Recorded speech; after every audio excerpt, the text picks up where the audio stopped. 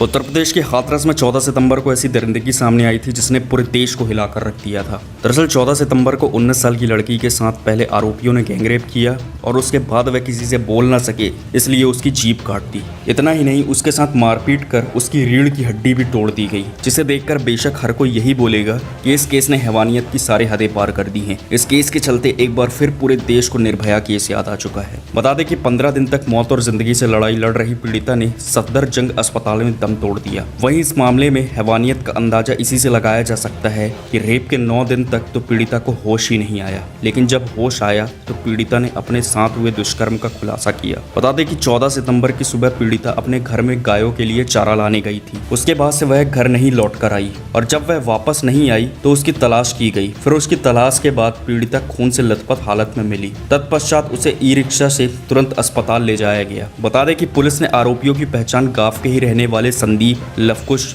रामू और रवि के रूप में की है। सभी आरोपियों को गिरफ्तार कर लिया गया है और पूरा देश मनीषा के लिए इंसाफ मांग रहा है। लेकिन यहाँ सवाल यह उठता है कि प्रशासन और सरकार की तमाम कोशिशों के बाद भी रेप पर काबू नहीं पाया जा सका है। क्या इस तरह के लोगों को कानून का डर नहीं होता, या फिर हमारे कानून व्यवस्था का इस तरह के दुष्कर्मियों पर कोई प्रभाव ही नहीं पड़ता? क्या फांसी देकर दरिंदों को सजा देना ही पीड़िता को इंसाफ दिलवाना है? क्योंकि इन जैसे लोगों को तो उनके गुनाह की सजा मिलती है, लेकिन जिसके साथ दुष्कर्म कर उसे मार दिया जाता है या मरने की हालत में छोड़ दिया जाता है, उसे किस बात की सजा मिलती है? क्या कानून व्यवस्था या हमारा समाज ऐसा नहीं बन सकता जहां ऐसा करने की किसी की हिम्मत ही ना हो, जहां किसी निर्दोष को अपनी जान या स्वाभिमान गंवाना ही ना पड़े? सरकार तो पीड़िता को तमाम प्रकार के मुआवजा दे देती है, लेकिन क्या किसी की जान और स्वाभिमान की कीमत लगाई जा सकती है? ये एक बड़ा सवाल है। और आप सबका क्या विचार है इस बारे में? अपने नजरिए कमेंट कर बताएं। मिलते हैं अगले वीडियो में।